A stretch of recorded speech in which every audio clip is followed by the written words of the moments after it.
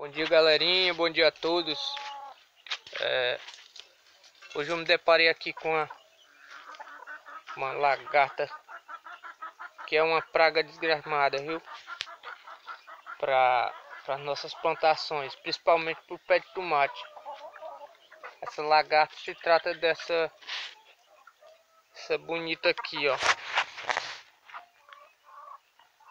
Não sei se vocês estão conseguindo ver. Olha essa danada aqui, ó. Veja a quantidade de larvas que tem envolvido nessa medonha, ó. Cada larvazinha dessa, é como se fosse um ovo, um ovozinho, sabe?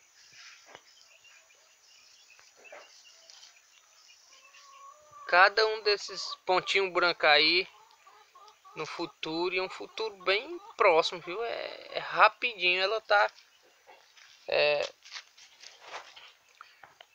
nascendo aí as novas lagartas. Então, se eu deixar essa danadinha viva aqui, em questão de poucos dias ela devora esse pé todinho aqui de tomate. Tá, touceira bem grande, e ficou bem grande esse pé de tomate. Tá só florando ainda, flor tem demais.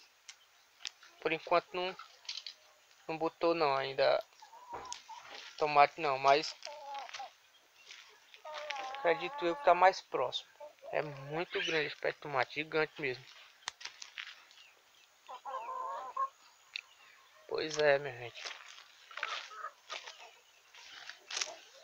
Tá com bastante tempo que eu não via essas pragas aqui, ó. Que absurda, viu? E essa é grande e vem carregada mesmo de larvazinha. Eu vou já dar conta dela, porque senão vai empestar aqui, viu?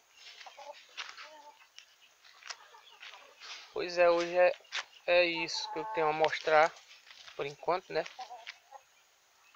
De acordo com novidade, com coisas que for aparecendo, a gente sempre tá atualizando aí o canal. Quero sempre agradecer aí a vocês, a cada um que é inscrito, que acompanha, comenta, que curte, que acompanha o nosso canal.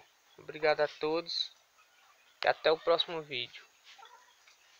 Valeu, galerinha. Até o próximo.